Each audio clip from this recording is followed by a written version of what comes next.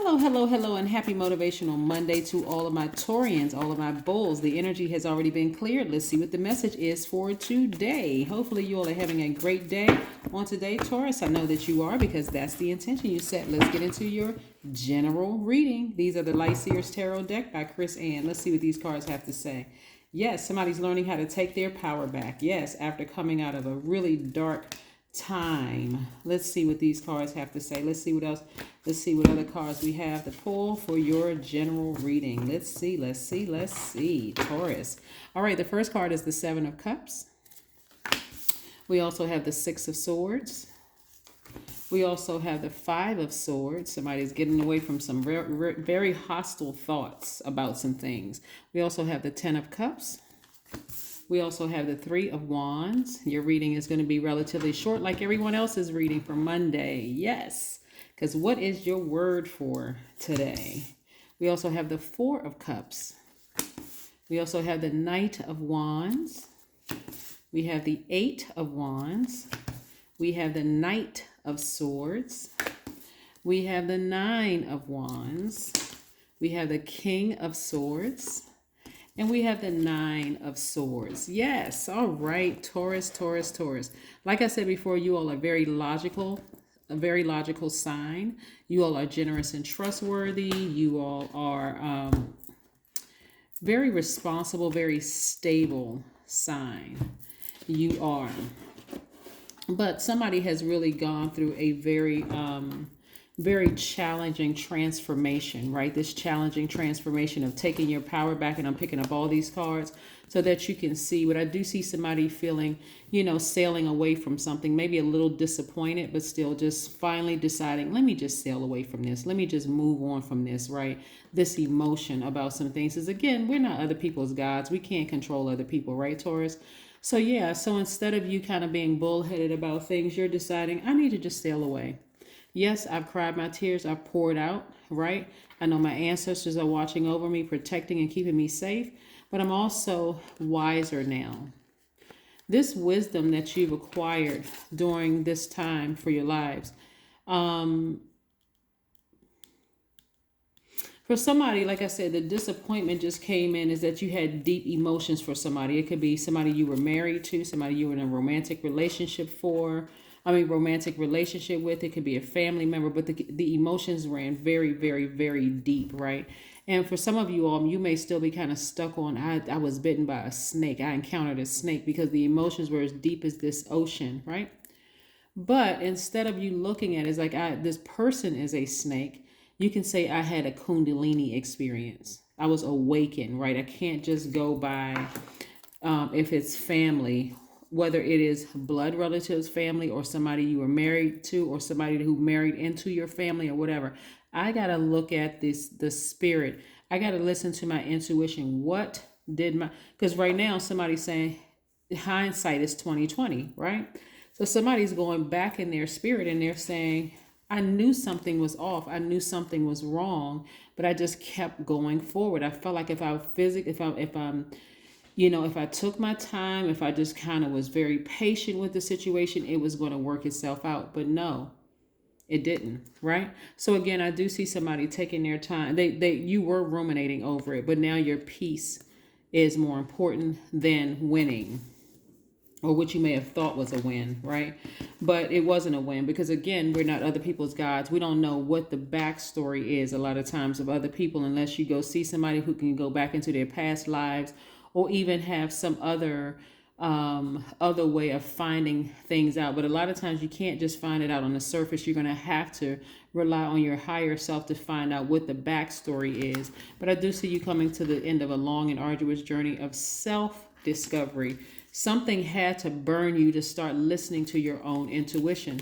And so looking at your cards, like I said, looking at your cards here, I'm just seeing you expecting something great to happen as a result of you having to take this faith walk, right? So yeah, this person has their foot planted and they have their other foot up. This person is expecting something to happen, something amazing to happen as a result of you moving on from something, right? And again, we have the Eight of Wands. I see things moving rather quickly for you. And I'm also seeing somebody moving negative energy out of their space, meaning your own physical body, out of your spirit. You're moving negative energy out of your spirit. So let's keep it moving. Let's keep it moving, Taurus. I love it, love it, love it. Moving on from you. So again, while you're in this space of setting your intentions moving forward for the life, to create the life that you want, because remember, in case you want to write down some dates, from the 2nd of March to the 9th of March, we had new moon in Pisces. Even though technically it's a waxing crescent moon, the illumination of the moon is growing every single day. When we get to the 10th of the month, from the 10th to the 17th, is first quarter moon in Gemini. So Gemini's ruling planet is Mercury. You're going to start speaking things into existence. Like I said here, somebody is going to be speaking into existence. Give me the strength to move beyond this. Like, really, let me just get as far away from that emotion as possible, because staying connected to the emotion of hostility will cause you to vibrate low and say something about the energy. And again, you may not even know the past life story of it. You only came in on a certain chapter of certain people's lives, but you don't really know the backstory. And it'll cause you to become emotionally drained. It'll cause you to get upset all over again, just thinking about it, Taurus. So it's best to just move on, right? Because that was self-sabotage. The Eight of Swords is about self-sabotage on every single deck, right? So again, I do see somebody's vision was blurred because you couldn't see past this blindfold, and nobody is forcing this person to be in this position of bondage. This is self-sabotage, and that's what you were doing. Somebody was like really, really holding on to some idea that somebody was intentionally trying to hurt them. They weren't trying to see the other side of it. They weren't interested in a past life, anything. It was like, this person hurt me and I got to get them back and I got to do this. And I'm not, I know what I know about this person. Sometimes that actually hurts you more than it helps you, right? Especially after a certain time. Somebody has like been waiting for years for something to happen as a result of what somebody did to you. But again, I do see somebody sailing away from it. Here we have, I hold inside me a place of peace and silence that cannot be disturbed. Yeah, what did I say? This card right here. Yeah, somebody is focusing on their internal peace. That is priceless, actually, when you think about it. Peace is priceless, even over the energy of money. But yes, that's what you're focusing on, your peace, your internal peace and happiness. So eventually, that feeling that you had, those feelings of hostility that you are now getting as far away from as possible, they're going to subside and almost don't even exist. Because again, somebody, you may not ever see that person again, or whoever the people are, you may not ever see them again. And for you, it'll be good because out of sight, out of mind. Meditate and contemplate. New moon in Pisces. There you go. Just in case somebody needed to see it. We're still very much a new moon in Pisces energy, even though the moon is technically a waxing crescent moon. Again, this is where you want to start getting ready to start, well, right now you should be resting. You really should be resting, Taurus. You should be resting. You should be in receiving mode, being very careful about what you receive from. So spending time in nature for you, Taurus, is going to be great just to receive, right? And spending time around family. Certain family members, not all of them, just certain family members. If you feel like it's a safe space, this is for you, Taurus. But this is what I have for you. Again, continue resting, continue to be careful about who and what you're receiving from during this time. But it's time for you to meditate and contemplate, like really, really just take this time to rest. Because when we have the first quarter moon in Gemini, that's where you're going to be speaking things into existence.